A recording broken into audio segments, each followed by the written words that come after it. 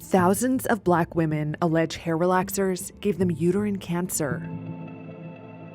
And they're taking cosmetic heavyweights to court in the US. Sheila Bush is among them.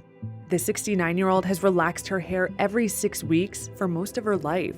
Growing up in the 60s, I went to a segregated school where they had the blacks on one side and the whites on the other. And so we would hear negative things about our hair because that was just the time. Race was a problem back then. Bush was diagnosed with uterine cancer in her late 50s.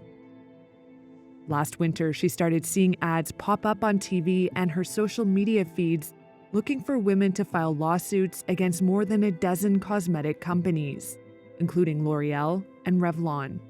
The recruitment campaign launched shortly after a study had come out from the U.S. National Institutes of Health. It found an association, though not a causal link, between the frequent use of chemical hair relaxers and uterine cancer. The study looked at more than 33,000 women. Those who used the products more than 4 times in the previous year were more than twice as likely to develop uterine cancer compared to those who didn't use them. The main thrust of the lawsuits? Those companies sold harmful products and should have warned customers about the risks, but didn't. L'Oreal and Revlon told Reuters their products are subject to rigorous safety reviews. We do not believe the science supports a link between chemical hair straighteners or relaxers and cancer, Revlon said. The companies noted that the NIH study did not draw definitive conclusions and said more research is warranted.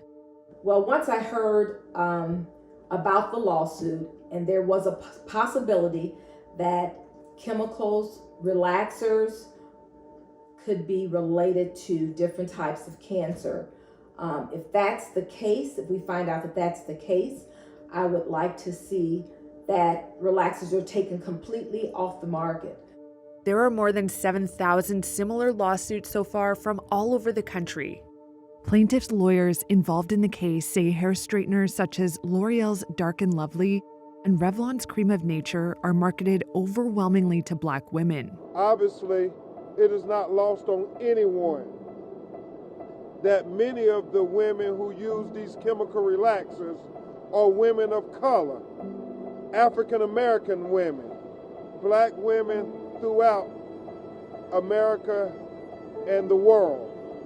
Ben Crump filed the first hair relaxer lawsuit on behalf of a Missouri woman shortly after the NIH study was published.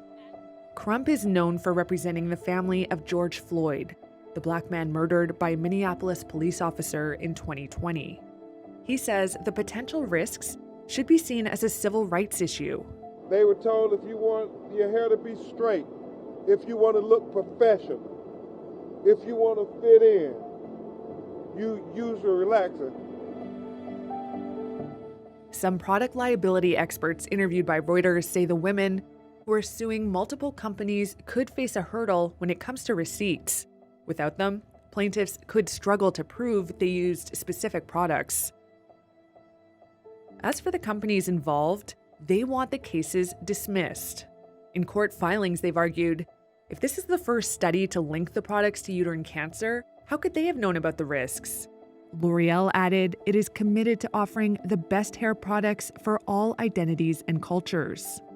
Namaste, which markets ORS olive oil relaxers, said all ingredients in its products are approved for cosmetic use by U.S. regulators.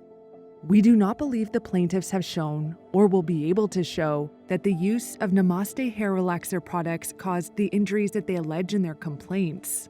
A lawyer for Namaste and its parent company, Dabur India, said in an email response to Reuters.